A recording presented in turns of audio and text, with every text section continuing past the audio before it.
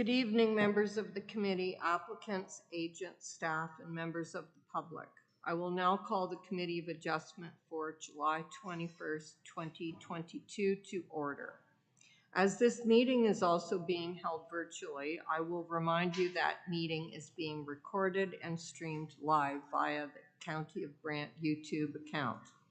Committee of Adjustment members joining online should use their cameras throughout the meeting so that applicants, agents, and members of the public can identify the voting members and we can confirm you are present throughout the meeting. Planning staff will be requested to join the meeting during presentations and will be available to answer questions. Applicants, agents, owners, and delegations are also participating virtually. All persons wishing to speak to the items on the agenda were required to register prior to the meeting. Any comments, questions, or concerns received in written format have been provided to the members of the committee and will form part of the meeting record. Applicants, agents, and members of the public, please ensure your camera is off and your microphone is on mute throughout the meeting. When called upon to speak, please remember to unmute your microphone and turn on your camera, if operational, before speaking. Those presenting as delegations will have 10 minutes to speak to the application at hand, not past applications or associated applications. In the event a connection or service interruption occurs that affects quorum of Committee of Adjustment, we may recess the meeting for up to 15 minutes to regain quorum. If quorum is not achieved, the meeting is adjourned.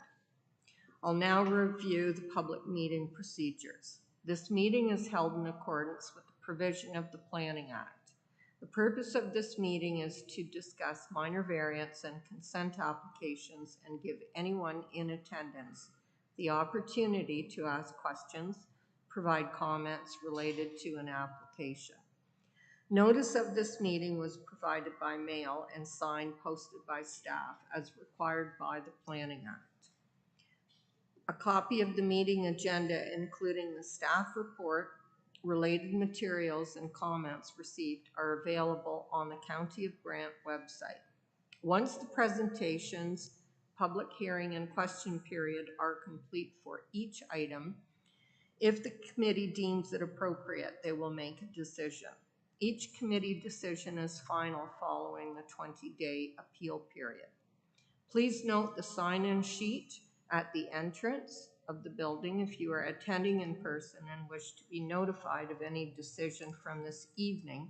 Kindly note your name and address and application on the sign-in sheet. If you do not request a copy on the sign-in sheet, you will not be notified. The names of those individuals who speak on any item tonight will appear within the meeting minutes. Anyone wishing to receive further notice or a copy of the committee's decision, please contact the County of Brant Planning Department. The order of delegation are as follows: the planning staff report and recommendation, applicant and agent presentation, questions and discussion, public comments, further questions of clarification, the decision. I'll now call each member, and please indicate by stating present if you are in attendance. Mary Jane Brown, present. Harry Emmett, present. Bob Hamilton, Present. Daniel Zuloff, Present. Rebecca Smith, present. Steve Schmidt is absent, and John Vamus, has he logged in, is noted as absent as well too. We will now move to item 2, approval of agenda. Do any members have items to be added to the agenda? May I request a mover and a seconder?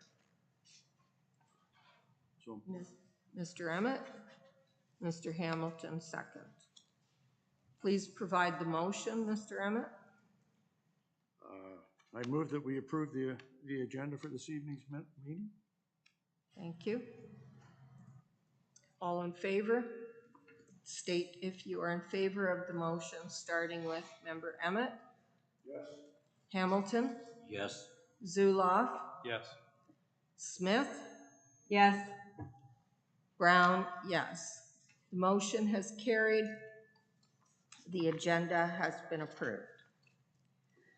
I will now move to item 3, declaration of pecuniary interest. Are there any members who would like to declare a conflict of interest for any items on the agenda this evening? If yes, please indicate by stating your name and application number. And I believe there were no. Zuloff, I've had a conflict with application B4522LG, A2122LG, A2422LG. This is the 890, 894 Mount Pleasant Road. Okay, and that is item number 4 on our agenda. Thank you. Yes. I'll ask that you stand aside when that application is heard. Thank you. And no other members with conflicts then. We will now move to item 4, adoption of minutes from the previous meeting. Do the committee members have any errors or omissions to note? Appears there are none. Do we have a mover and seconder for this adoption of minutes? Member Zuloff, Member Hamilton. Member Zuloff, can I ask for your motion? Moved by myself and seconded by Member Hamilton, that the minutes from the County of Brant Committee of Adjustment meeting of June 16th, 2022 be approved. Thank you, Members Zuloff and Hamilton. Members, please now indicate if you are in favor of this motion, starting with Member Emmett. Yes. Hamilton. Yes. Zuloff. Yes. Smith. Yes. And Brown, yes. The motion has carried. The minutes from the previous meetings have been adopted. I will now introduce item 6.1, application B646522DN, and turn it over to staff for the presentation of the report and recommendation.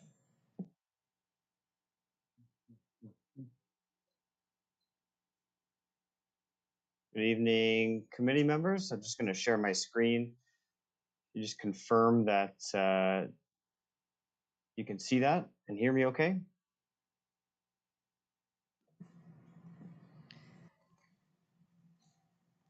Might give it a minute there to share.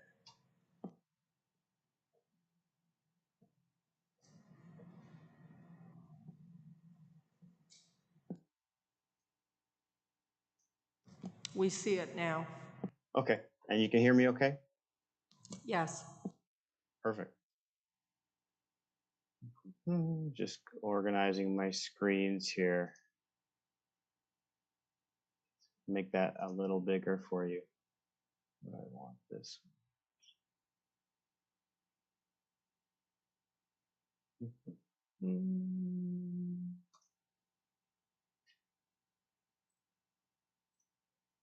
There is.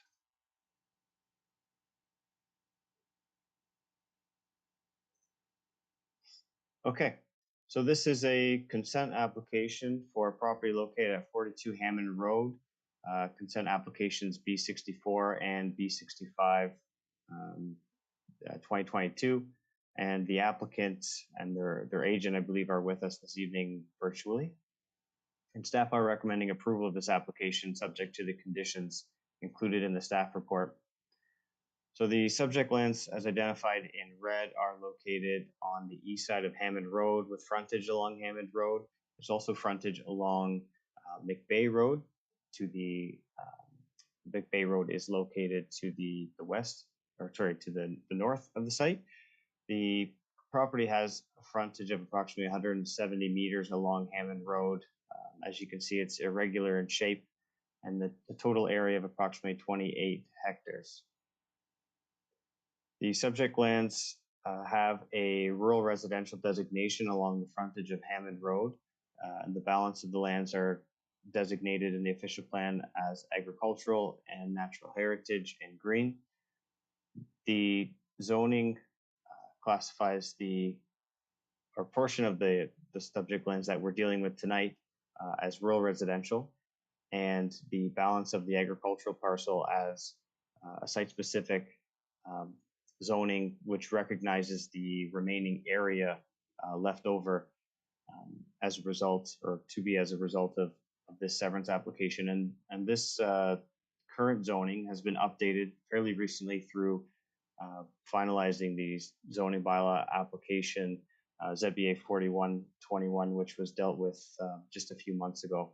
And that application was required in order to facilitate this application to create additional residential uses within that RR zone. So the proposal is to create two new rural residential lots within that rural residential designation.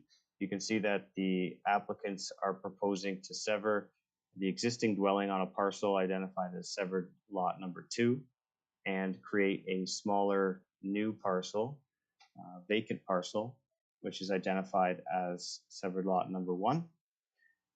As part of the review of this application, planning staff have reviewed the planning justification report, OMAFRA MDS, a stage 1 archaeological assessment, which does require stage 2 works to be completed, water quality and quantity, and review of sightlines along Hammond Road for the new parcel. Just to give you a closer look at the severed lots, again, the severed lot 2 will contain the existing dwelling and detached accessory structure, and severed lot 1 will be vacant.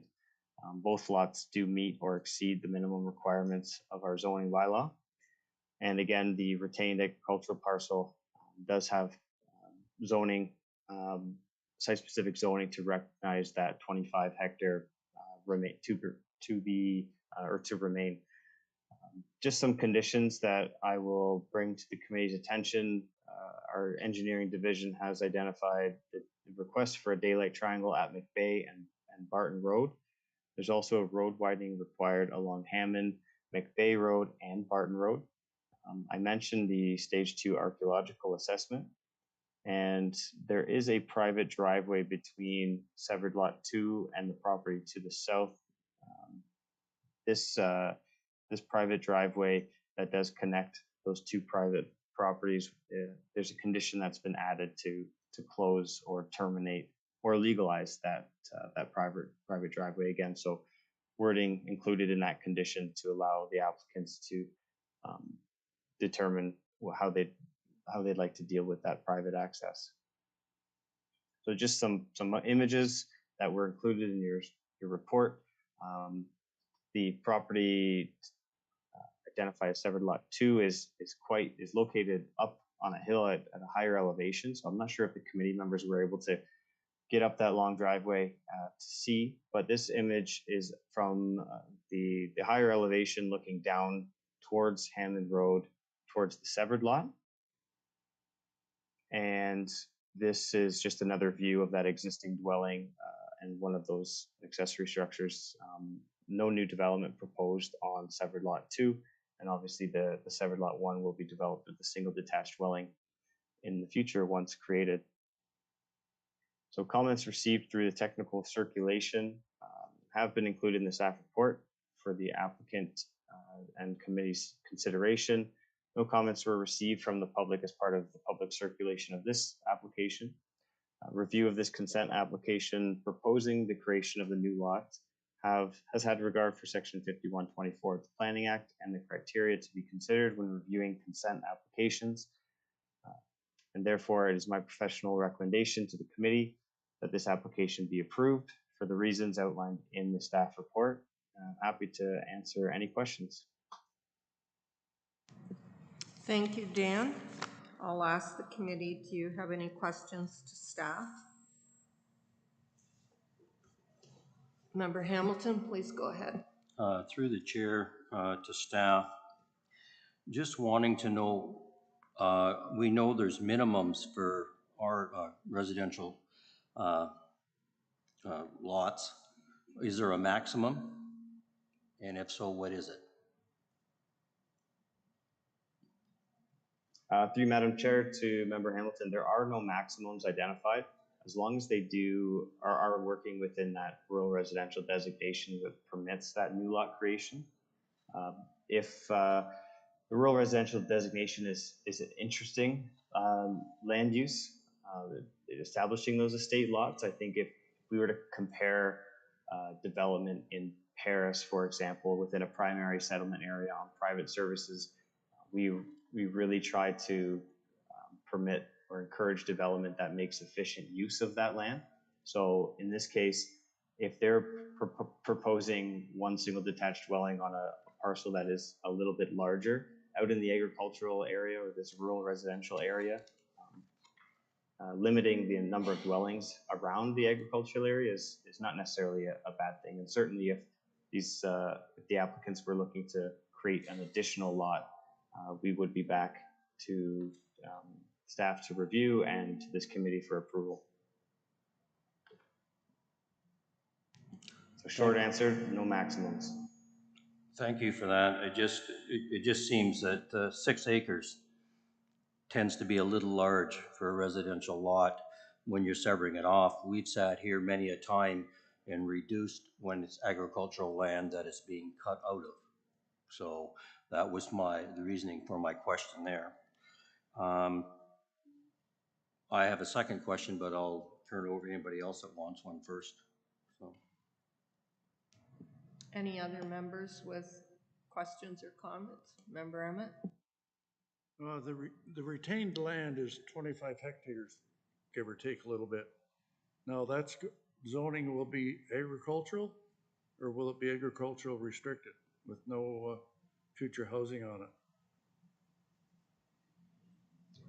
Through you, Madam Chair, to Member Emmett, the retained lands would continue to be zoned agricultural and with no restrictions other than recognizing the size, the undersized nature of the parcel, and they would be able to establish an additional or a new dwelling on that parcel.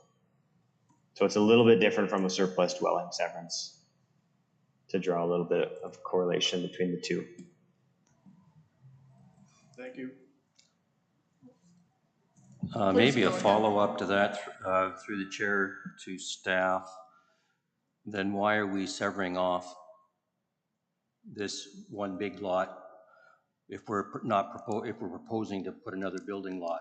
I thought when we sever things, the building lots are not to be incorporated, and you're stating that they could go ahead and build an additional house on this retained land if I'm hearing what you said is correct. Through Madam Chair, you are hearing me correct. I think the difference in this situation is that they do have that rural residential designation, which permits residential uses. So we're just basically separating the two land use designations, the rural residential, which is that brown area, and the agricultural. So there's staff's opinion that it'd be appropriate for the agricultural portion to remain or to retain rights or the ability to establish a dwelling on that retained parcel. So if I hear you right, if they wanted to build a house in the future, they could go ahead and do that. Fair enough. If they wanted to sever that house, then would there be a restricted A9 put on the remaining amount of land? Through Madam Chair, that is correct. They would have to satisfy all the tests, so to speak, of a surplus dwelling severance at that point, and we could look at putting a further restriction on the retained lands. Thank you. I have a third question. Because it's only 25 acres, and if we look later into our program here tonight, should there not be a minor variance stating it's a non-complying, undersized farm at this time? Through Madam Chair, that's a great question. Because we've dealt with the zoning bylaw amendment first related to the rezoning of the lands within the rural residential designation, we also dealt with the undersized nature of that farm parcel as part of that rezoning application. So that's why the committee is not seeing a subsequent or minor variance application dealing with that undersized area. Why wouldn't we see it? Because we've already captured it as part of the site-specific zoning on the with this parcel. So, So there's the site-specific zoning is a agricultural zoning that permits an area of 25 hectares, and that's what's going to be left over with the retained land. So we've already dealt with that through the previous application as part of that rezoning application. okay. Member Smith, do you have any comments or questions on this? I do, if I can go through the chair to staff, I guess just related to Member Hamilton's question. Is there a reason why the zoning went first? And I'm not too sure if you can answer that, but it just seems a little bit backwards. So maybe there's a reason. Yep, good question. Through Madam Chair, the zoning went first with this particular application because the entire subject lands were zoned agricultural. So typically when dealing with development proposals that are related to a severance application, if they require rezoning, we typically always go to deal with the land use change first, unless it's a minor zone change like an A9 where we can add that as a condition. But this application did go, or this proposal had a rezoning component, and we dealt with that first to allow for the RR zone on the severed lands, and then we dealt with that site specific to recognize the undersized area on the retained lands. And now we're here to sever. Okay, if it just only concerns me a little bit because it's almost like a decision has been made with respect to the sizes, because now the zoning's in place, but the lots haven't been created yet. So yeah, just a general comment. Thank you. Any further comments or questions from the committee members? Member Hamilton, please go ahead. Through the chair to staff, you say it's 25 acres, but we're taking 3.1 hectares off 28 acres. You stated was the full amount, so that makes it less than 25, or is my math wrong?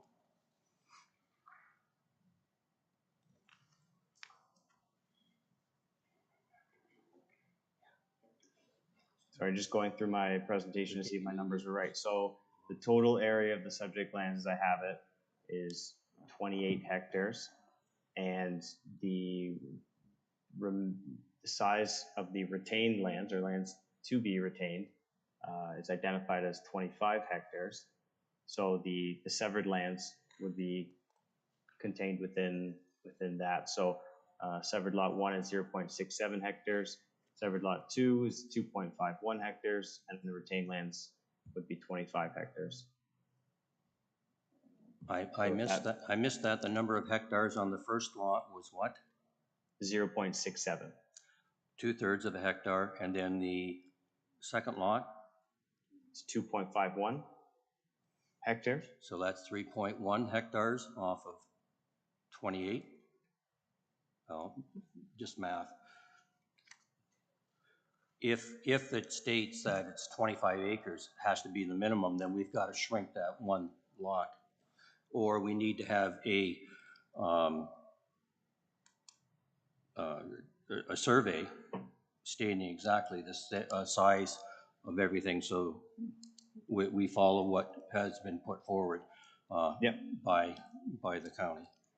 Absolutely. Perhaps we can have our applicants join us and just confirm the level of survey that they've had completed at this time and how they've achieved their areas. Certainly something that would be required as a condition is to provide that reference plan, which will confirm those areas. But I see Christian has joined us. He might be able to provide you some additional information. Sure. I'll go ahead. So good evening, everyone. My name is Christian Simonides. I'm a planner from IBI Group representing our client, who's the owner of the subject property. I'm also joined by Douglas Stewart on the call for any support for additional questions or comments that may arise. So just to answer that question, with regards to the total area, so right now as it stands, the total area of the subject property is approximately 28 hectares. The retained lot to be proposed is around 25 hectares. The first lot to be severed is 0.67 hectares, and then the existing dwelling to be severed is 2.51. So that approximate, so total those three up, that equals to the 28. And just to confirm, so as Dan mentioned too, a legal surveyor will be required. One hasn't been complete for the retained portion, but from what I understand, both part 1 and part 2, so the 2 severed lots, a survey has been completed to that effect. So again, from what I understand too, in the conditions that have been laid out by staff, a surveyor would have to go out to confirm the lot areas.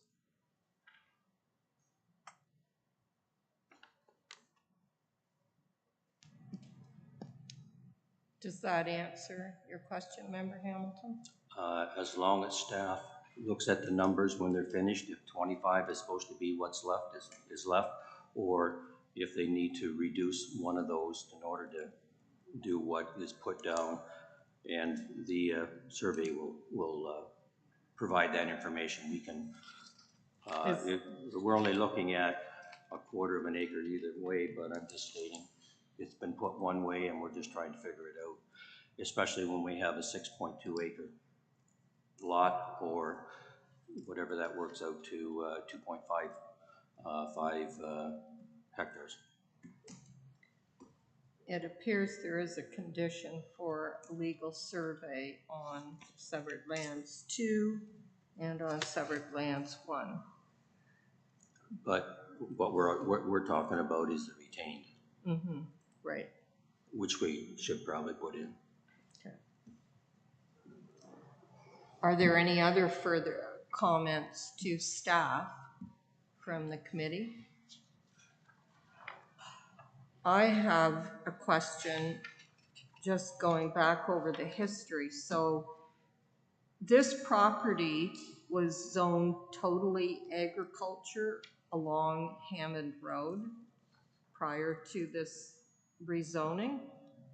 How did what I'm asking is, how did the rural residential zoning come about? So if you would allow me, I can share my screen. I'll just show you the slide on my presentation that identifies what the zone or the land use designation is. So anywhere within the brown area identified on the screen would qualify generally to be rezoned for additional residential uses. In this case, the brown area is rural residential. So a zone change could be supported because that land use designation says long-term planning shows that this will be, or this is forecasted to be residential. So that's why a zone change would be supported on that portion. If the applicants were severing a piece of land, off of McBay Road outside of that brown area, that's designated agricultural, and we know that we cannot create new residential building lots through consent in that area. I don't know if that helps explain a little bit. Yes, I guess so, because we're going back to, anyway, along road frontages. It was often estate, or now it's called rural. But the concern I have is generally when we severed any lots off lands that were like that, if it were undersized, it would, as Member Hamilton pointed out, we needed a minor variance, and it was generally restricted to an A9 zone, so you couldn't have another building lot on it. So I'm still grappling with how this retained parcel can have a building lot on it, and then a number of years down the road, or even quite soon, it could be then severed off as surplus. I thought the intent of the official plan. So is this all occurring under the new official plan?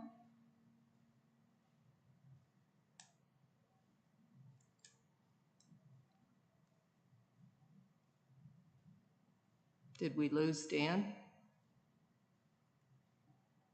I think we lost our planner. Severing a surplus dwelling.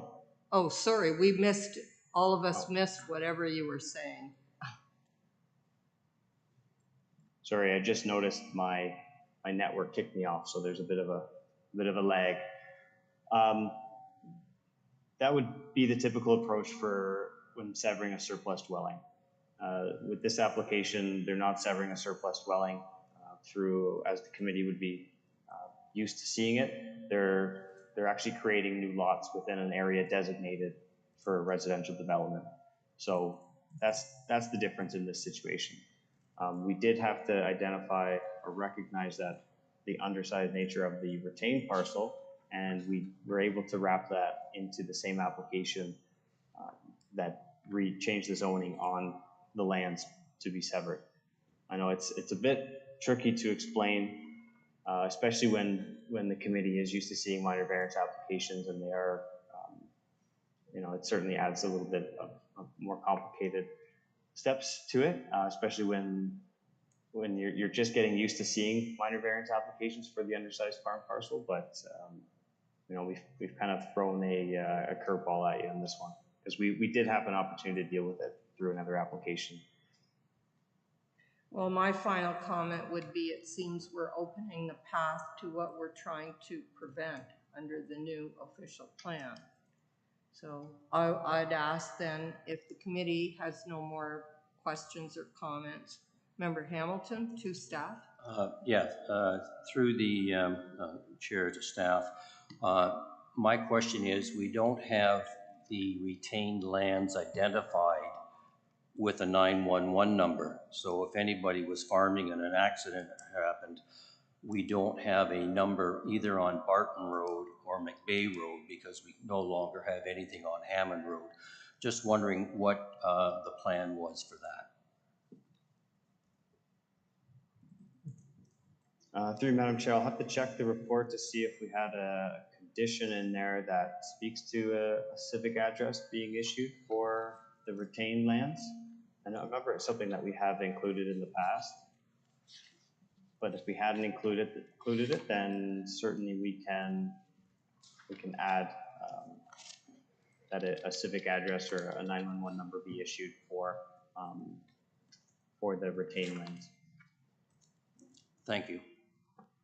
I don't think any of the conditions on either application referred to retained anywhere, but no, didn't. Yeah, absolutely, you're right. The conditions typically have been worded for the severed lands, but we can add that condition and it would be applicable. Thank you. To the retained. Then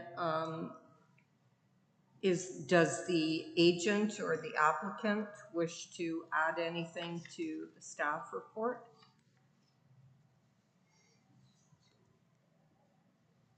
Member Smith, do you have a comment, question? You're muted, Member Smith. We can't hear you. Sorry about that. I know it's going to the applicant after this, but I understand the law creation, the rural residential designation, no issues with that. My concern is with the size of that lot, because basically the size of that lot is being increased because there's an accessory structure out the back. The house actually appears, and maybe I'm incorrect, but the house actually appears to be on that rural residential designation, which is the main point.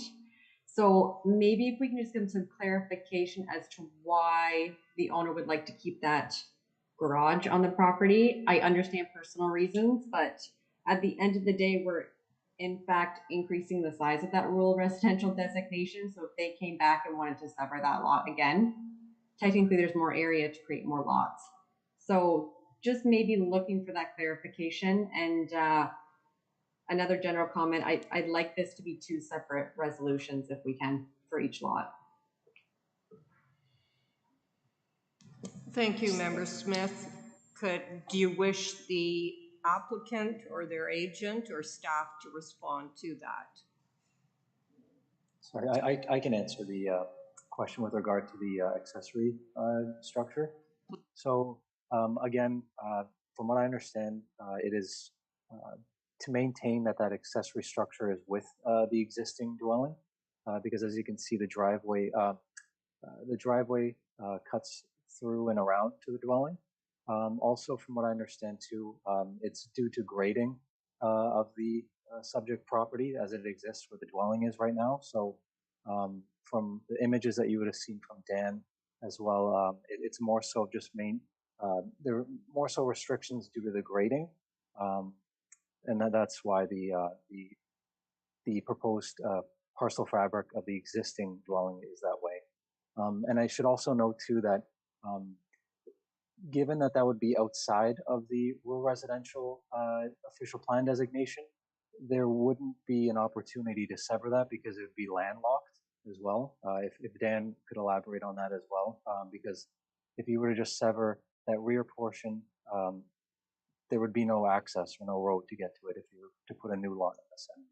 If I understood correctly. Yeah, not the back piece. Essentially, sorry. you're going from a lot that would maybe be cut in half, so not 8 acres, it'd be 4 acres.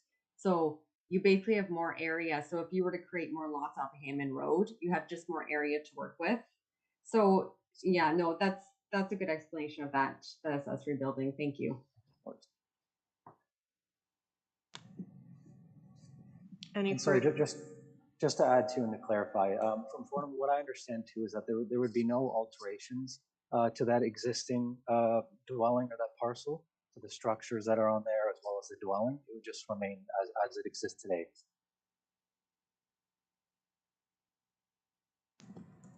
Thank you. Are there any further questions or comments to staff or the applicant and agent? I'm wondering if I can add just a bit of a response to what I've heard. Please go ahead. You are Mr. Stewart. Yes, I am. I'm here with Christian. I think what's important here is we have to operate within the current approved official plan. We understand the county is in the process of amending that official plan with some significant impacts to what will occur in the future. The proposed 2 consent applications to create one vacant parcel and one with an existing residence is intended to implement the approved official plan boundary. That already established that on this parcel, the front portion along Hammond would be potentially utilized for estate type residential. It also further says that outside of that boundary, it would continue to exist from an agricultural perspective. Both of these applications implement the purpose and intent of that official plan. There was an amendment to the bylaw that did look at this comprehensively and was a decision of council that the 2 proposed parcels were acceptable to council, and as such, they supported and amended the bylaw. Also, the retained lands was understood and accepted by council. With regards to the retained lands, under the policy framework we exist today, provincially and county, if a dwelling would be constructed on the retained parcel, a land severance of that would not be able to be supported. It would offend provincial policy and county policy. The brand new official plan, if and when that should advance, would only reinforce that perspective. As for the larger size existing, it is based on topography and based on occupation. We have followed the boundary, which is steeply sloped inside for residential, where there is currently agricultural occurring is excluded. The size of the parcel would, from a mathematical perspective, could potentially support 2 residences. However, the existing residents would have to come down. There would have to be a process to evaluate the appropriateness of that. Remembering the county is taking steps as if they continue with their proposed plan to take away that policy permission. We must remember that this application has taken into consideration existing conditions, has taken into consideration the approved official plan and the policy framework we're to function and operate under. We've addressed not only the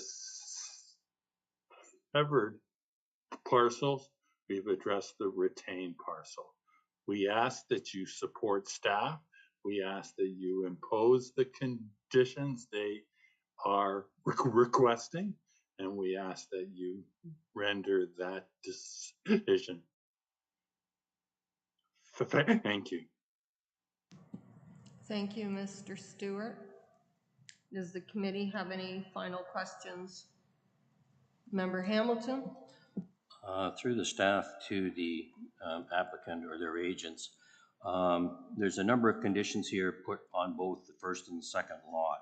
Are you in agreement that all those are good and willing to go forward and have no problems with them? We have reviewed the staff report. We find the recommendation from county staff acceptable. We've discussed it with the group we represent. They're prepared to advance the application as proposed. Thank you. Thank you. Are there any further questions or comments? Member Emmett? So I'm trying to figure this, why we can't put the A9 restriction on the retained lands. I presume this has already been looked after either with council or the planning board, that it's already rezoned that way, that because we are taking a house that's already on the property and we're being asked to sever it off the property, knowing that it's already hooked up to the retained property. So I'm having an issue with not putting the A9 zoning restriction on it. If I may speak to that in answer to your questions through the chair, this was addressed through a decision of county council. I think you need to step back and remember that this parcel today has multiple land use designations within the approved official plan. I'll focus on only two of those. The retained parcel would continue to have the agricultural land use designation and whatever permissions come with that. The front part, where the two parcels are being proposed, have a designation that permits estate residential and whatever permissions come with that. Under the approved plan, we're implementing it.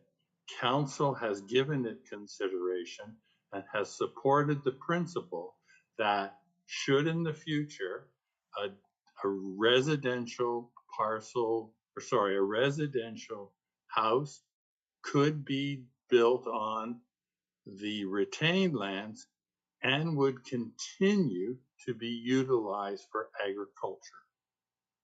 So it's not a case of you're putting a restriction on it. You should look at what the policies permit today, and it does implement it, and it was a decision of council.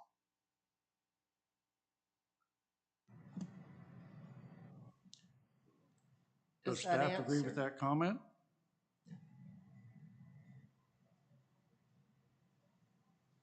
Through Madam Chair, yes, staff would agree. As I attempted to explain before, our staff's approach with this is different than what we would typically do with a surplus dwelling severance, because they have a designation that allows for residential uses to be established So it is a little bit different than what the committee's used to seeing. Thank you. Any further comments or questions? Member Smith, do you have any more?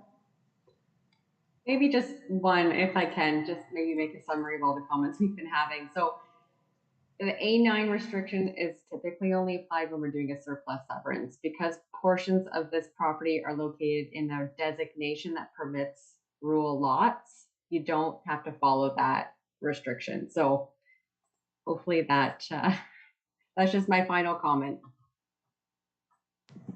Thank you, Member Smith.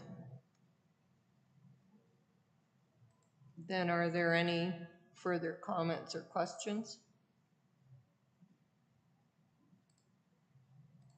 I'd only add that, I guess because of its location, this is permitted, but I would view it if it were elsewhere in the county without a rural residential, it would not be permitted.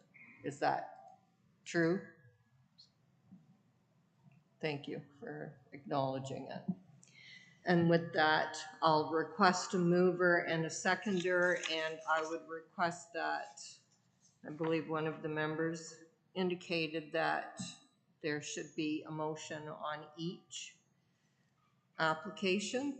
So if I could have a mover and seconder for application B6422 first. Member Smith, please go ahead, and what is your motion?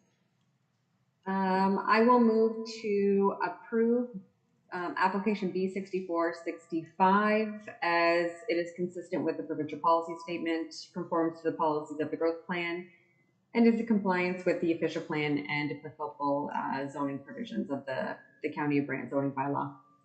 So you are making a motion for both applications in one? Only for B6422 only. Okay, sorry, I thought you said sorry about that. B64 and 65. Just Do I have B64. B64 only? Do I have Member Hamilton a second? I'll now call the vote. Please indicate if you are in favor of the motion, starting with Member Emmett. Yes. Member Hamilton. Yes. Member Zuloff. Yes. Member Smith.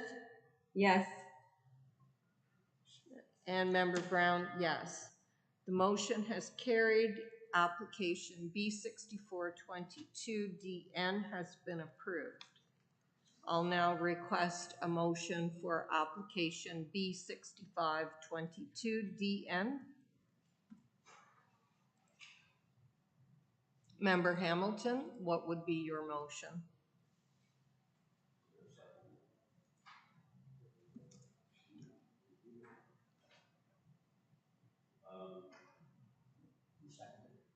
Who seconded it? You second the B64. No one has seconded B65 yet.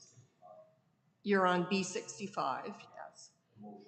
And what is your motion, to accept or refuse? Because people don't, you will accept. Do we have a second? With the condition that the retained lands have a designated 911 number wherever that is located. Okay, thank you.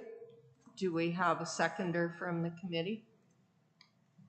Can I just clarify, we had spoken before about possibly adding a condition about requiring a survey for the retained parcel to make I sure. couldn't hear you. Oh, I'm sorry. We had spoken earlier about adding a condition for requiring a legal survey for the retained parcel so they can ensure it's legal. Is that still? Yeah, we can add that as well. Okay. On I wanted to clarify that. B65 as well, too? Okay. Okay. Yes. So you will second this motion with the added conditions. So I'll now ask the committee if you would indicate if you're in favor of the motion, starting with Member Emmett. Yes. Hamilton. Yes. Zuloff. Yes. Smith. No. Brown. Yes. The motion is carried. Application B6522 has been approved.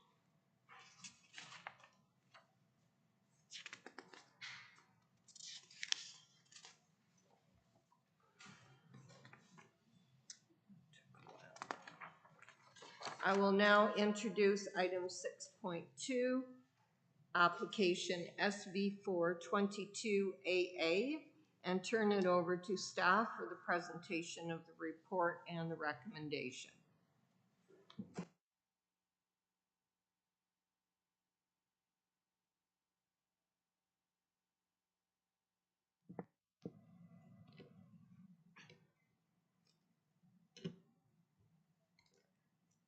Good evening, Committee of Adjustment and members of the public. This is a sign variance for the lands located at 67 King Street within the geographic township of Burford.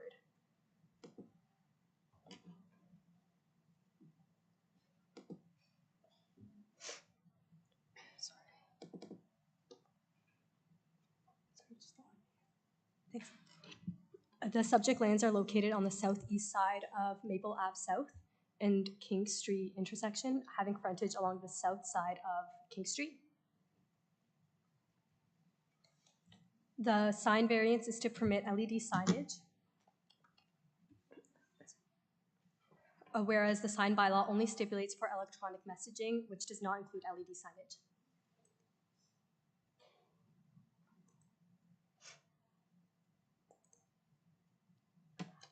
The subject lands are designated urban residential within the County of Brant official plan. The sign variance is in conformity with the County of Brant official plan for the following reasons. The urban residential designation allows for a place of worship use and no new designation is being sought. The subject lands are zoned as open space within the County of Brant zoning bylaw. The proposed sign is permitted within the open space zone. All other requirements for ground sign as per the sign bylaw are being satisfied. The proposal is considered to be in keeping with the intent of the County of Brant zoning bylaw, and no public comments were received at the time of writing this report. I am in support of the sign variance as it is in keeping with the intent and purpose of the official plan and zoning bylaw. The request is minor in nature and will not impact adjacent land uses. I am recommending approval of the sign variance application subject to the attached conditions. Thank you, and I'm happy to answer any questions. Thank you, and welcome for your first presentation. Do the committee members have any questions or comments or concerns to staff on this? Member Smith, do you have any comments? Let's see here. I guess. No? Okay. For me. Member Smith, do you have any comments? No?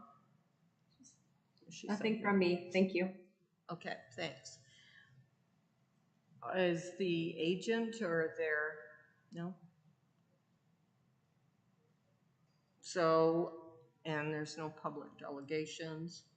So are there any final questions or comments to staff on this? That's pretty. So I'll request a mover and seconder. Member Emmett? Approval.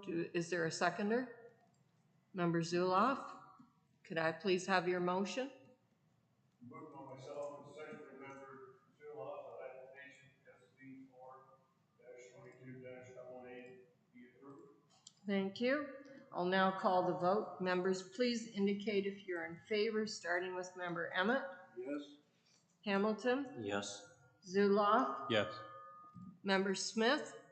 Yes. Thank you. And member Brown, yes. The application has been approved. And thank you for the presentation.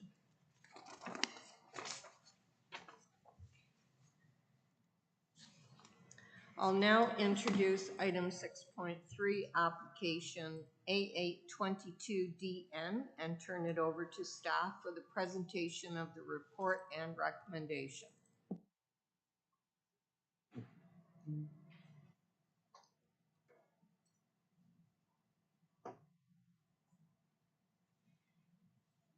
Thank you, Madam Chair. I trust that you can see my screen.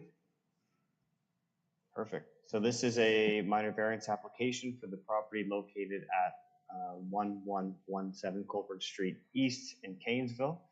And I believe our agent is with us this evening. The property is located, as I mentioned, in Cairnsville on the south side of Colburn Street East, at the corner of Blossom Ave and Colburn Street East. The subject lands, as identified on the screen, are irregular in shape and have an area of approximately 3,000 square meters. And the subject lands currently contain an older commercial plaza, we'll call it, that is broken up into a number of units. There is a small area in the back dedicated to parking and some loading, and as well as parking area in the front, and the area to kind of closest to that Blossom Ave Colburn Street East corner is currently gravel area. So the official plan designates the entire subject lands as general commercial, and this is also reflected in the zoning as well, being zoned C2 general commercial. The minor variance application includes 4 parts, and these variances are required in order to facilitate development of the, or further development of the commercial property. And the further development, as indicated, is shown on the screen, highlighted in red. So this would be a building addition, and this building addition requires increased number of parking spaces, increased number of loading spaces, as well as confirmation that minimum setbacks are being met. And detailed development of the site would go through a site plan control application. So minor variance, I've broken it up into 2. There's 4 items, but kind of 2 themes. The first is dealing with the loading space. So the application is seeking relief of Section 5 to permit a loading space to be located separate from the building, where a loading space shall be provided in front of the loading and unloading areas, bays, doors, or docks. So I've highlighted the location of the proposed loading space in the red cloud there. As you can see, it's not located in front of the loading bays or adjacent to the building, but rather kind of tucked away in that back portion as shown.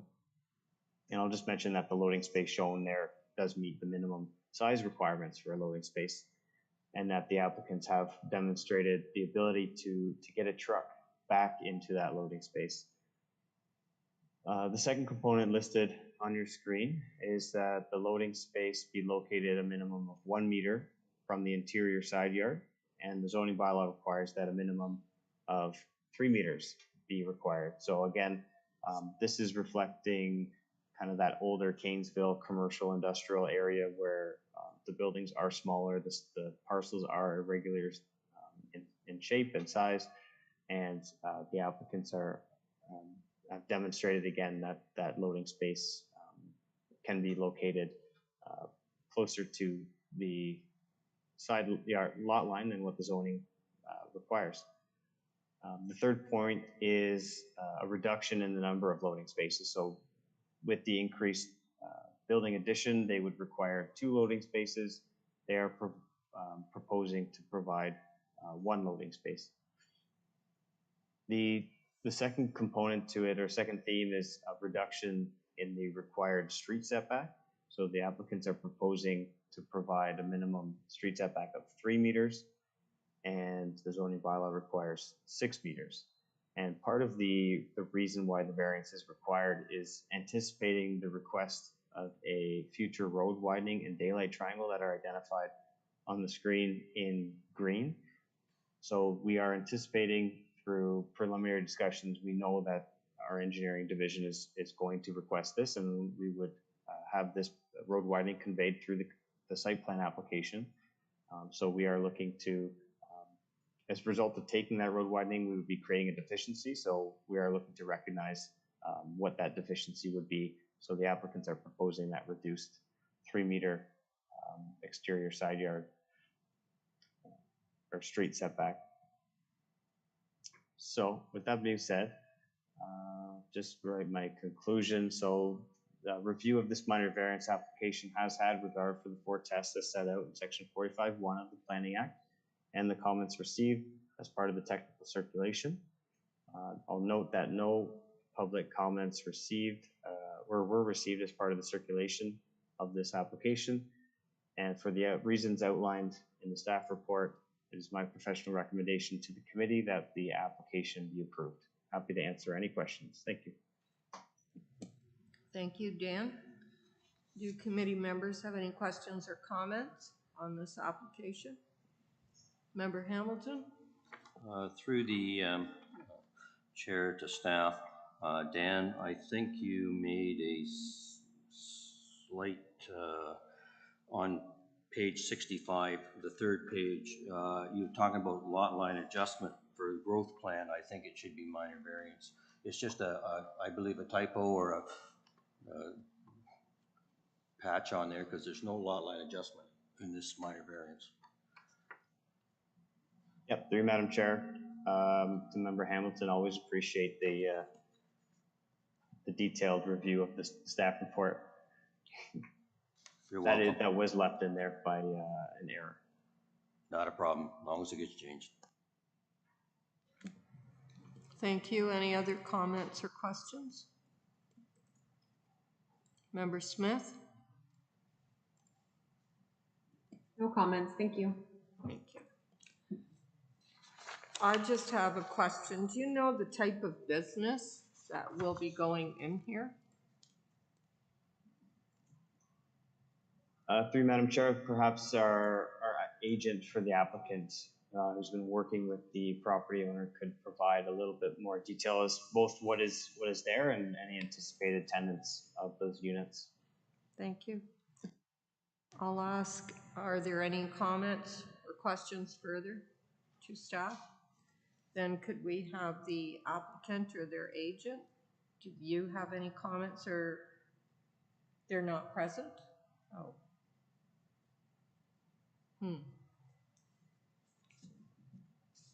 And no agent is present either. I only had the question, Dan, because to me it looked quite tight coming in from Blossom Ave.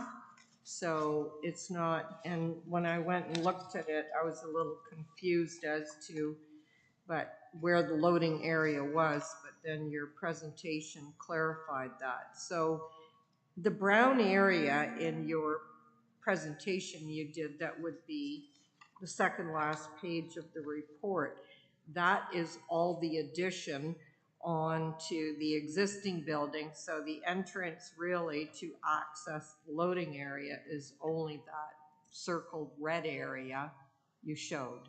So the only way because there's buildings all in the front along Colburn, so they must come down that narrow driveway then, because the building expansion will occupy so much area. So I've understood it correctly. Thank you. Then because there's no applicant or agent present, are there any final comments or questions? Then I'll ask for a mover. Member Hamilton, will you approve or? Approve. Do we have a seconder? Oh, Member Smith has indicated she will second. I can second, yeah. Thank you. Can you provide your motion, Member Hamilton? Moved by myself, seconded by Member Smith, that application A822dm minor variances be approved because they're minor in nature and they follow the official plan and the zoning bylaws of Brant County. Thank you, Members Hamilton and Smith. Members, please indicate if you are in favor of the motion, starting with Member Emmett. Yes. Member Hamilton? Yes. Member Zuloff? Yes. Member Smith? Yes.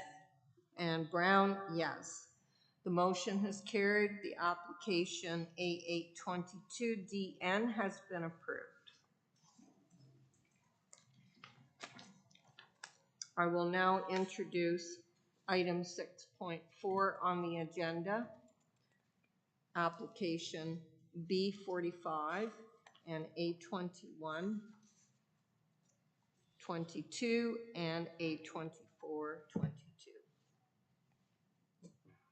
And turn it over to staff.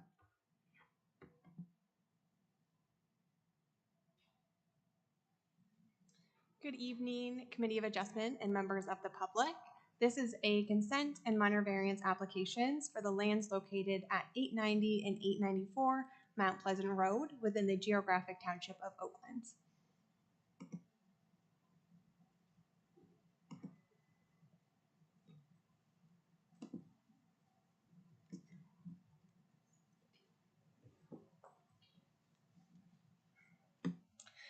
The subject lands are located south of Mount Pleasant Road and to the west of the Mount Pleasant settlement boundary. The surrounding area consists of predominantly agricultural land uses towards the northeast, south, and west. The subject lands, municipally known as 894 Mount Pleasant Road, are irregularly shaped with a former railway line creating a natural severance. The subject lands contain one residential dwelling and agricultural related buildings. The lot has a frontage of approximately 318.87 meters and a lot area of approximately 13.84 hectares. The benefiting parcel at 890 Mount Pleasant Road within the former township of Oakland contains one residential dwelling and one accessory structure that is to be removed upon the approval of this application. The lot has a frontage of approximately 24.38 meters on Mount Pleasant Road and a total area of approximately 0.11 hectares. There are three parts to this application. The part one is a consent application B4522LG, which proposes a lot line adjustment with approximately 0.2 hectares being severed from 894 Mount Pleasant Road and consolidated with 890 Mount Pleasant Road to allow for a residential addition and accessory structure. No new building lots are being created as a result of this application. Part number two is minor variance application A2122LG, which is seeking relief from the zoning bylaw, section 4, table 4.4.1, to permit a maximum accessory structure lot coverage of 6%, whereas 5% is permitted, in order to facilitate the construction of a 185.8 square meter detached accessory structure at 890 Mount Pleasant Road, and to recognize the modified area of the existing legal non-complying lot being 0.32 hectares, resulting from the related minor variance lot adjustment application B4522LG.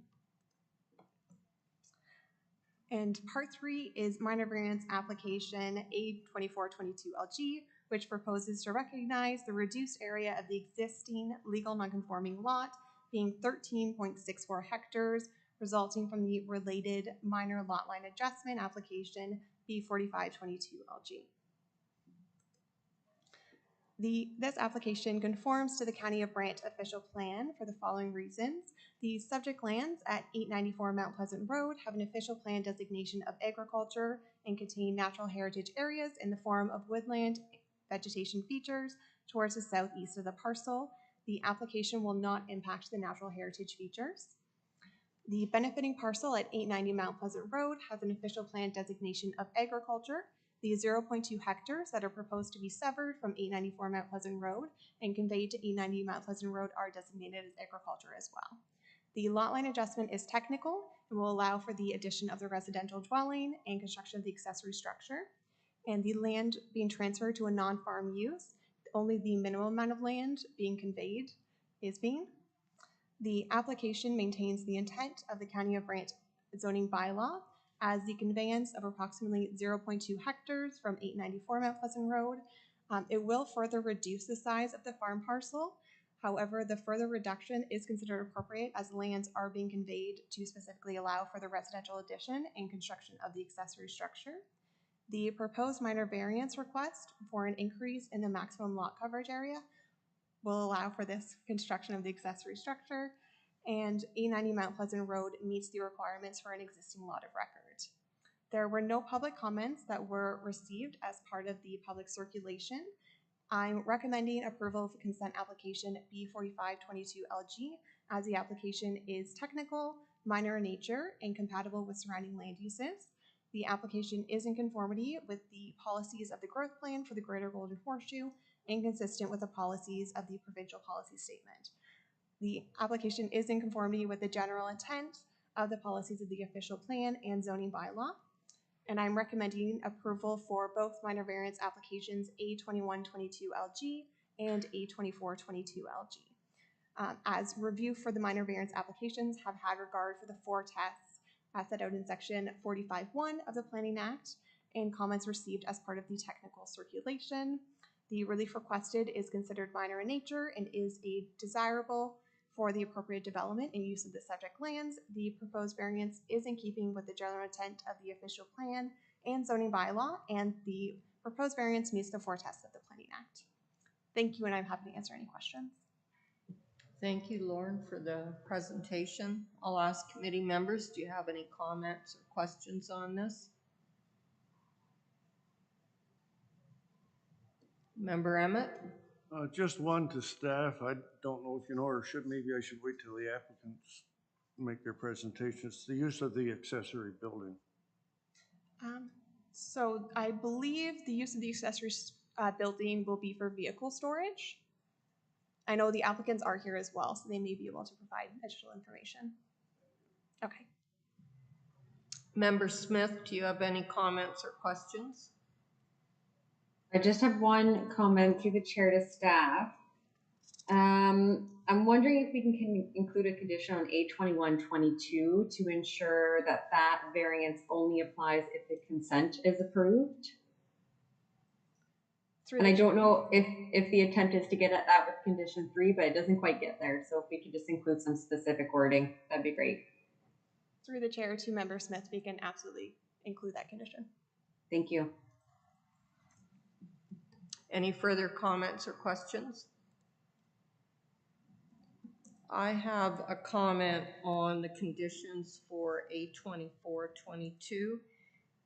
They seem to be identical to the conditions that were presented for A2122, yet A24 is the one that recognizes the undersized farm parcel. And because condition 2 refers to a proposed structure, so we're not doing anything for a structure to do with A24, are we? Or am I interpreting it wrong? Through to you, Chair, you are correct. That can be removed. So then we would remove item or condition 2, and then how is it phrased? Just that it refers to it, that it is now undersized. It's under 40 hectares. I think we may need to include the same condition I just said for A21, now that I look at it. Mm-hmm. It all hinges on that first severance. Okay. So would your proposed conditions for A24 then, Member Smith, include anything that references the undersized parcel? That was the proposal to add to A21.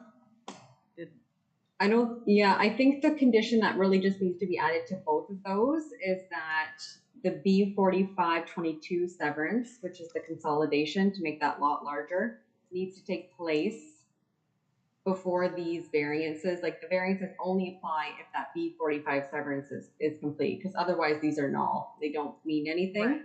And then I don't think we need what you said, Mary Jane, we don't need that condition that's on number 2 under A24. I'm not too sure we even need another condition there, unless that has a comment. Okay, so strike condition 2 for A24 and just add the same for the ordering that B45 must take place first on both of them. That would be my request, yeah. I would agree with that. Is the rest of the committee okay with those? Thank you. Then are there any further questions to staff? No. Then I believe there was, the applicant is present, and I believe there was a comment to you. So if you could add to the presentation and come and speak.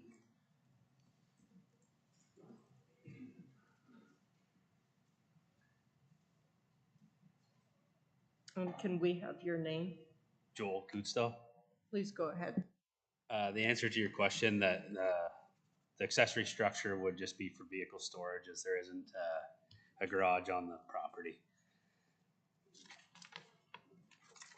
Thank you. Are there any, Member Hamilton, please go ahead.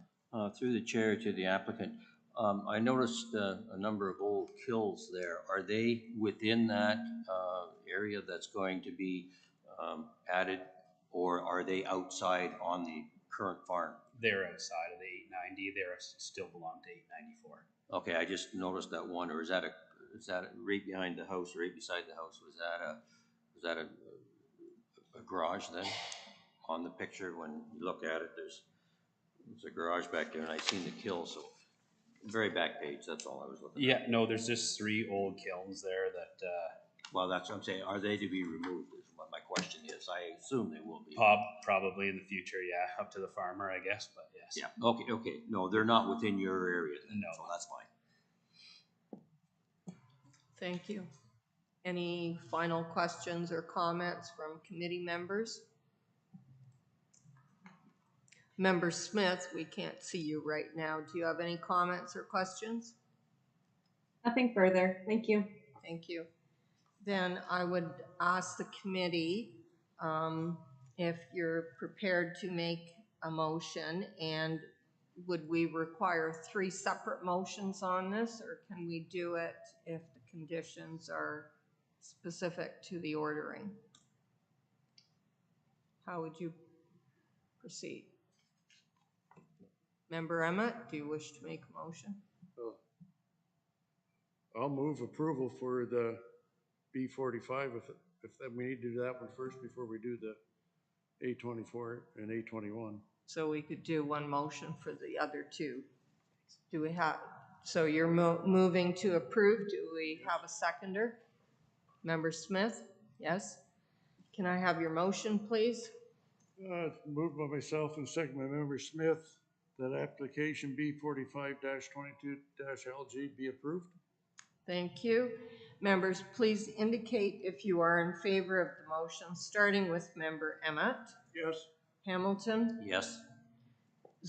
Oh, there's a conflict, sorry. Member Smith. Yes. And Member Brown, yes. The motion has carried. The application has been approved. Do you want to continue with the motion for the minor variances? Member Emmett? Okay. And Member Smith, will you second? Thank you. Yes. Okay. Moved by myself, second by Member Smith, that A-21 and A-24-22-LG be approved. Thank you. We didn't really get a reason for it. Is there minor? Thank you. Members, please indicate if you are in favor of the motion, starting with Member Emmett. Yes. Hamilton? Yes. Member Smith? Yes, with the amended conditions. With the amended conditions. Sorry, we did forget that. And Brown, yes. Thank you. Motions carried. The applications have all been approved.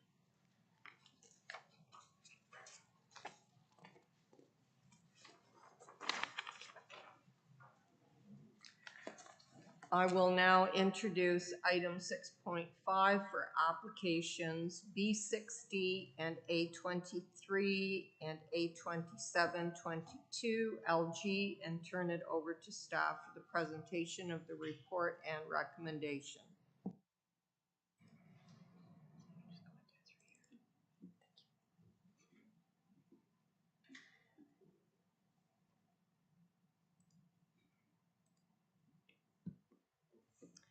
This is a consent and minor variance applications for lands located at 263 Second Concession Road within the geographic township of Burford.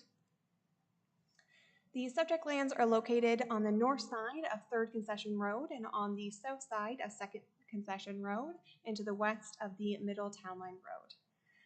The lands municipally known as 263 Second Concession Road within the geographic township of Burford have a frontage of 292 meters on 2nd Concession Road in a lot area of approximately 37.03 hectares.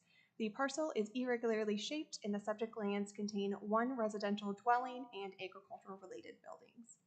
The subject lands to the south have a lot frontage of approximately 249 meters on 3rd Concession Road and a lot area of approximately 19.96 hectares.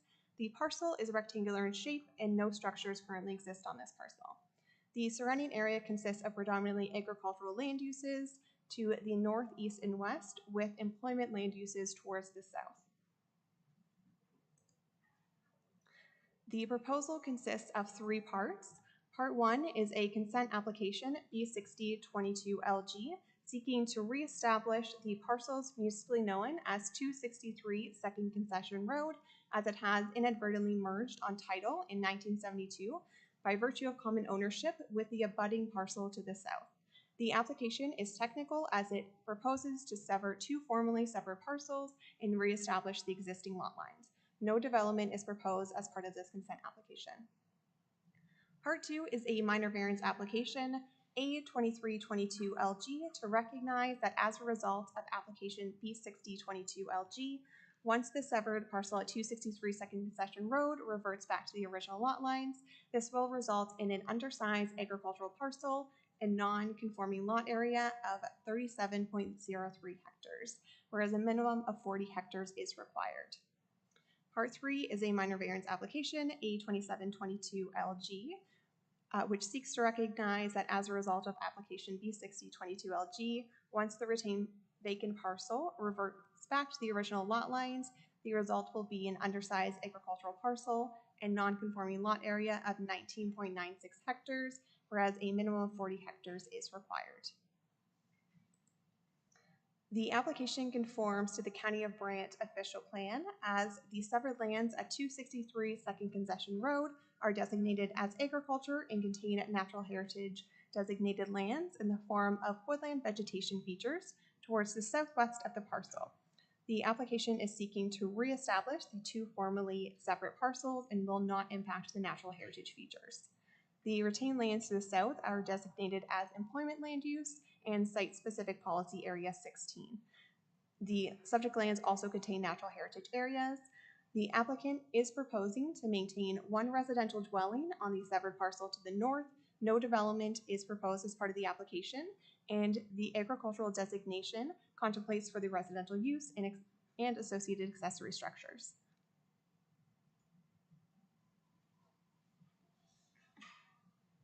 The retained lands to the south have an employment designation, and the current and proposed use will remain as agriculture. And the application is technical, as the severance is for the correction of deed to reestablish the 2 formerly separate parcels that had inadvertently merged on title. The application maintains the intent of the official plan, as the severed lands at 263 Second Concession are zoned as agriculture and natural heritage. The retained lands to the south are zoned as agriculture and natural heritage, and the correction of deed will result in 2 undersized agricultural parcels, with 263 Second Concession having the reduced lot area of 37.03 hectares and the vacant parcel to the south having the reduced lot area of 19.96 hectares. The proposal is considered appropriate for the lands, as the correction of deed is only seeking to reestablish the original lot lines. No public comments were received as a part of the public circulation. I am recommending approval of the consent application B6022LG, as the application is legal and technical in nature to allow for the correction of title as a result of the inadvertent merger. The application is in conformity with the policies of the growth plan and the Greater Golden Horseshoe, and consistent with the policies of the provincial policy statement. The application is in conformity with the general intent of the policies of the official plan and zoning bylaw. I'm recommending approval of minor variance applications A2322LG and A2722LG. Review for the minor variance applications have had regard for the 4 tests as set out in Section 45(1) of the Planning Act and comments received as part of the technical circulation. The relief requested is considered minor in nature and desirable for the appropriate development of and use of the subject lands. The proposed variance is in keeping with the general intent of the official plan and zoning bylaw, and the proposed variance meets the 4 tests of the Planning Act. Thank you, and I'm happy to answer any questions. Thank you, Lauren, for the presentation. Do any committee members have any comments or questions for staff? Member Zuloff, through the Chair to staff.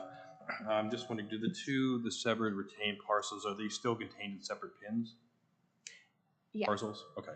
Yep, through the chair to Member Zulov. Yeah. So as the parcels currently stand, they currently both have separate pins Okay. and separate roll numbers, so they'll both remain as is. That's my understanding. Okay, so no need for a reference plan then or anything.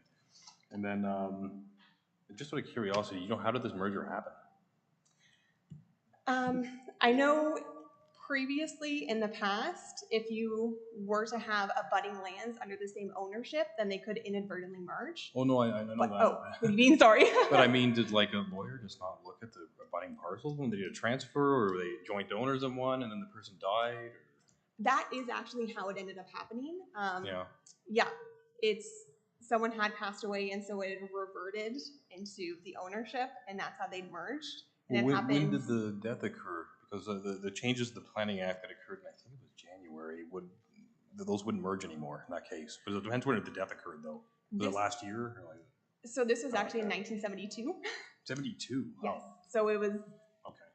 Yes. Okay, all right, just wondering. Thanks. Member Hamilton?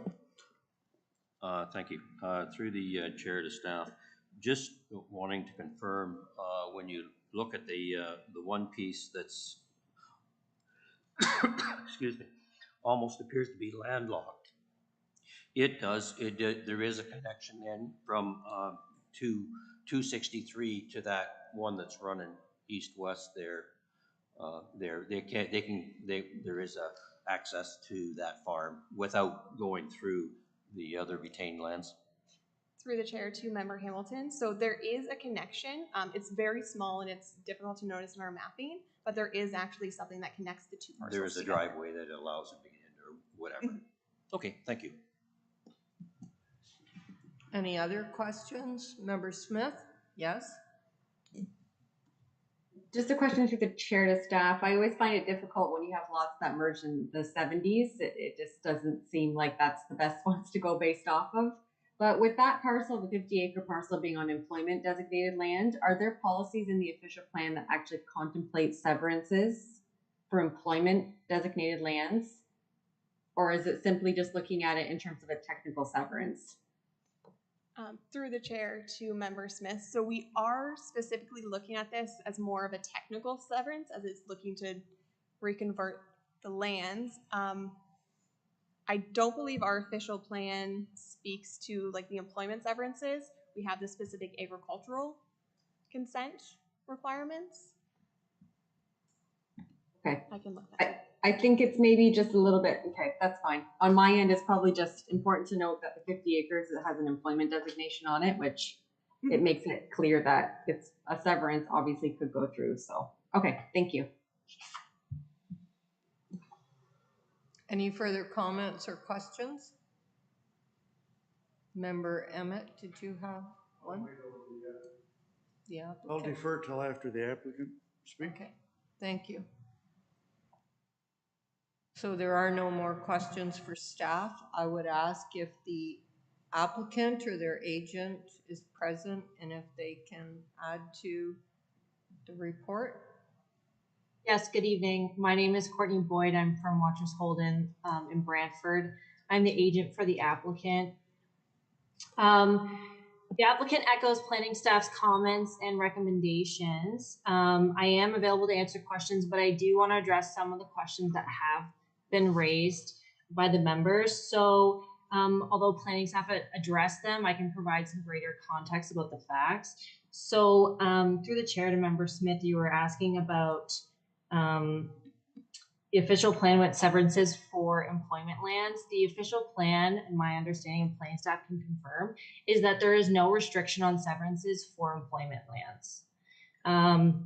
And I think that there was some concerns about the year being 1972 when the lands merged, and I can explain why it wasn't realized actually until last year.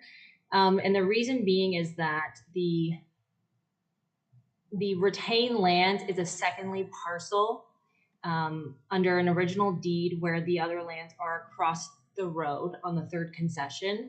So the applicant didn't actually know that the lands had merged once the husband passed away. So it was actually only discovered last year, and that's the reasoning for the gap in the timing of the application.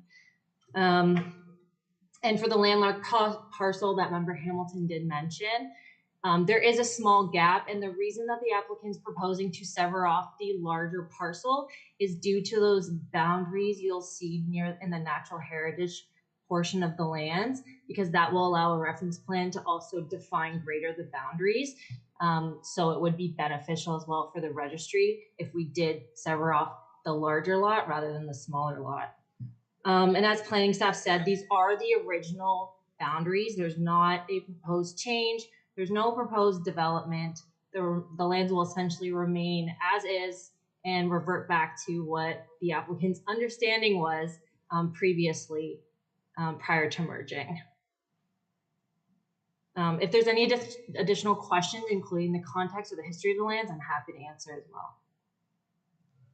Thank you. Member Emmett? There will be a, I guess through the chair to staff, is there a 911 number on the retained lands? Because I believe there's no house on it. Am I correct? Through the chair to Member Emmett. So there currently is, the land is vacant. There's no existing house on it, and no 911 number has been applied to it yet.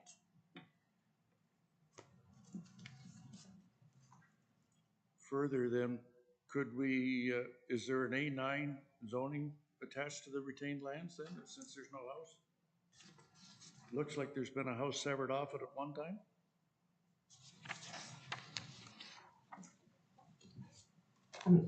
Through the chair, I can address that question if you'll allow. So you're correct. There is a small house next. You can see in the parcel where there's a small piece that seems to be severed off almost.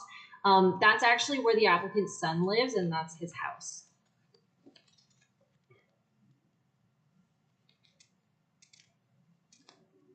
Thank you.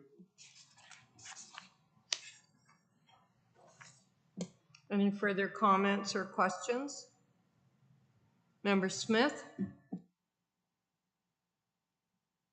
One quick question to the chair, to the applicant. How many meters are in that small gap? I just want to make sure a tractor can fit through there. Otherwise, you're looking at easements. So just wondering if you know that space. That's a good question. I can't recall off the top of my head. And I think part of the reason for the reference plan is to concretely define the boundaries, because when you look at the pin print for that severed proposed parcel and the abutting property to the west, the boundaries are not actually properly defined. So they all kind of look as one. So that's the reason for the reference plan and what it will greater detail, but it is a large gap. It looks very small because we're looking at such a large piece of property, but it is a large enough gap. Okay, thank you. Just want to make sure. Thank you. Any further comments or questions?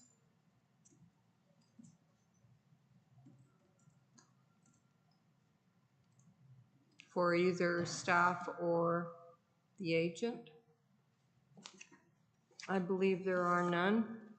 Then I would ask the committee to make a motion, and if you're comfortable with one motion for all of them and the conditions, were there any modifications? I don't believe anyone had any comments on the conditions.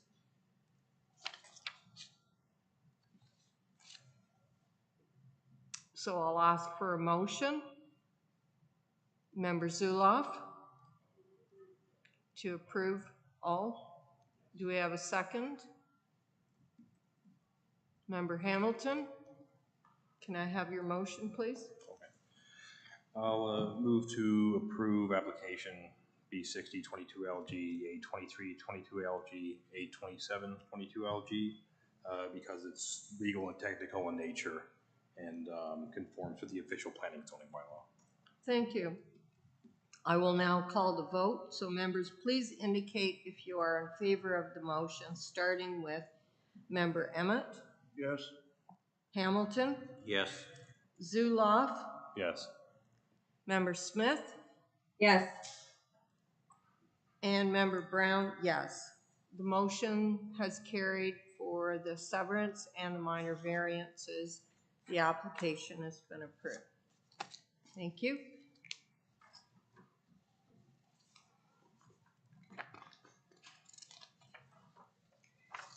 I'll now move on to item 6.6 for application A822dm and turn it over to staff for the presentation of the report and the recommendation.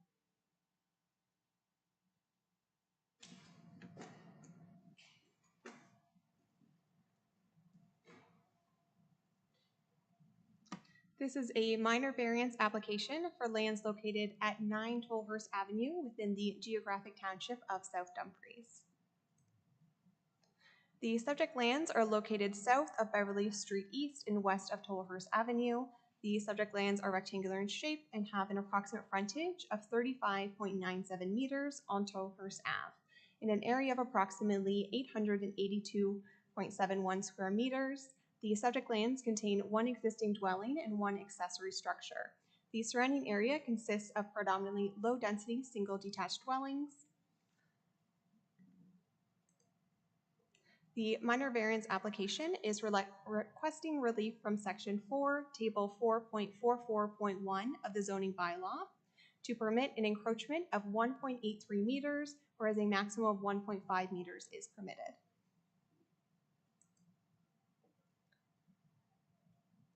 This application conforms to the County of Brant official plan as the subject lands are designated as urban residential and located within the primary urban settlement boundary of St. George. These subject lands contain an existing dwelling which is permitted within the urban residential designation, and the subject lands will continue to be used for residential purposes. The application facilitates the construction of a covered porch which is compatible and maintains the character of the surrounding area. The application maintains the intent of the County of Brant zoning bylaw as platform structures are permitted to encroach 1.5 meters into the front yard setback, provided the structure is not more than 0.6 meters from any lot line. The proposal will permit the covered porch to encroach 1.83 meters into the front yard setback with a remaining distance of 1.67 meters to the lot line. All provisions of the zoning bylaw are being met with the exception of the encroachment into the front yard setback. No public comments were received as part of the public circulation.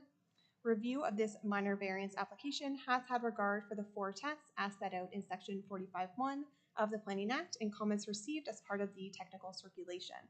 The relief requested is considered minor in nature and is desirable for the appropriate development and use of the subject lands. The minor variance is in keeping with the general intent of the official plan and zoning bylaw, and the proposed variance meets the 4 tests of the Planning Act. It is my professional recommendation that this minor variance application be approved. Thank you, and I'm happy to answer any questions. Thank you, Lauren, for the presentation. Are there any comments or questions from the committee members to staff? Yeah, Member Zuloff, through the chair to staff. I'm not exactly clear on where the end of this porch goes to. I see there's a photo in the materials on page 10. I don't know if you can look at that at all. It doesn't look like there's a lot of space between the door and the sidewalk, frankly. And I'm wondering where exactly, you can see there's a bit of a platform in front of the door and then a step and then a bit more of a sidewalk going, a bit more concrete going toward the sidewalk. Where does the covered porch end in that photo? Where will it end? Through the chair to Member Zuloff. So the porch would end at the top of the platform structure. That's approximately the 1.83 meters. Not going onto the step at all, just the top platform, and that's it? No, it should just be the top platform. I see. Okay, thank you.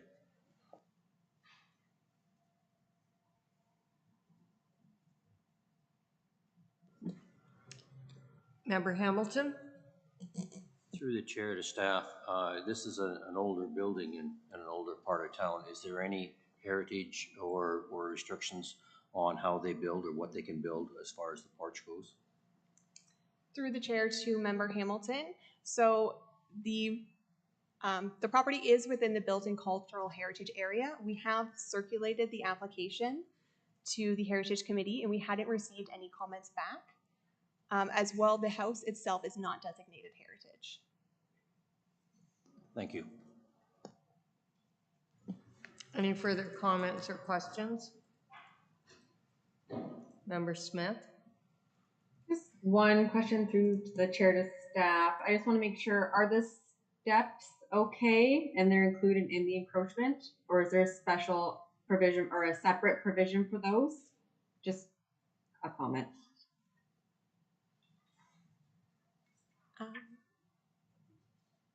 Through the chair to Member Smith. So the steps have not been counted in the encroachment, only the platform. Okay, so I just want to confirm that there's no other provisions that relate directly to the steps. Like they're okay to encroach even further. And sorry if you can't answer on the spot. I know you don't have a bylaw there. I just want to make sure they don't have to come back for a variance. 1 second. I've run into this before. That's the only reason why I ask.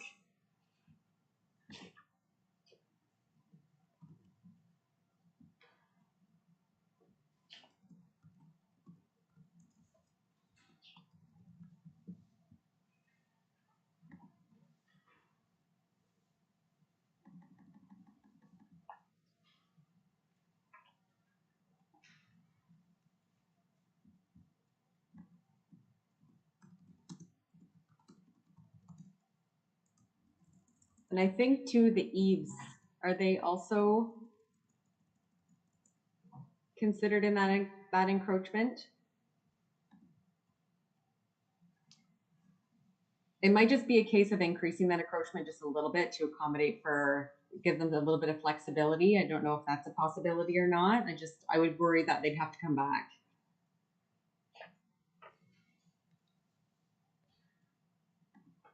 I know, so through the chair to Member Smith, we have within like the encroachments that are permitted, we do specifically speak to like platform structures, decks, patios, different uses. We don't actually include steps within our encroachment from what I'm seeing. Okay, then all good. I just wanted to confirm. Thank you. Thank you. Any other comments or questions? I had just a question following on Member Zulof's. When I look at that photo and I looked at the site too, there's very little room from the sidewalk to the house. So, and I can't really tell from the drawings, I apologize. Where will it end in the context of the first step and the second step, or does it go right to the sidewalk? To you, Chair, so the platform structure, covered porch, it would just be the very top of the platform structure, so it wouldn't actually encroach further into the steps. Okay, but it has to end somewhere, so it's above it, right? Is that what you're referring to? And then, like, when I look at the front of the house, how far is this addition going to stick out related to the sidewalk? Is that the 1.3 meters? 1.83 meters. Okay. So 6 feet. Okay. Okay, thank you. Any further comments, questions? Then I'll ask the committee, are you prepared to make a motion? Member Smith? No. Oh, sorry, I forgot. Is the applicant or their agent here? So, Yes. I am here. your name, could we have it, please? Terry Lounsbury. Do you have anything you wish to add to the staff report? Just to clarify, I know it's hard to tell from pictures and it does look close to the sidewalk. What we plan to do is just cover the slab of concrete that's there, extend it the length of the house. So it's not going to be sticking out any further than the current patio slab that's there. And we'll just clad the steps that are there as well to go up to the porch itself. So it's not going to be coming any closer to the sidewalk as it stands now. Thank you, that does help. Okay. Do committee members have any further comments or questions to the applicant? I believe there are none. So I will, and are there any final questions? No? I'll ask the committee, are you prepared to make a motion? Member Emmett? Thank you. Do we have a seconder? Member Zuloff, can you please provide your motion? Moved by myself and seconded by Member Zuloff that application A19-22-LG be approved as it's minor in nature. Thank you, members Emmett and Zuloff. I'll now call the vote, so members please indicate if you are in favor, starting with member Emmett. Yes. Member Hamilton? Yes. Member Zuloff? Yes. Member Smith? Yes. And member Brown, yes. The motion is carried. Application A1922 LG has been approved.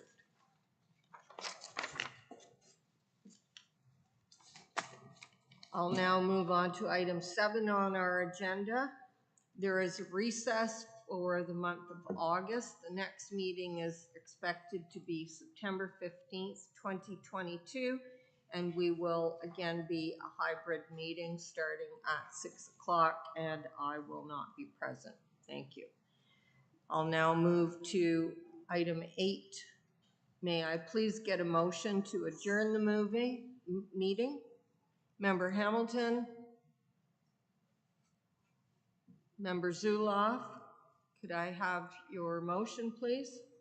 Moved by myself, second by Member Zuloff, with the meeting on July 21st, 2022. All those in favor? Member Smith, thank you. I now declare the meeting adjourned. Thank you. Have a good evening.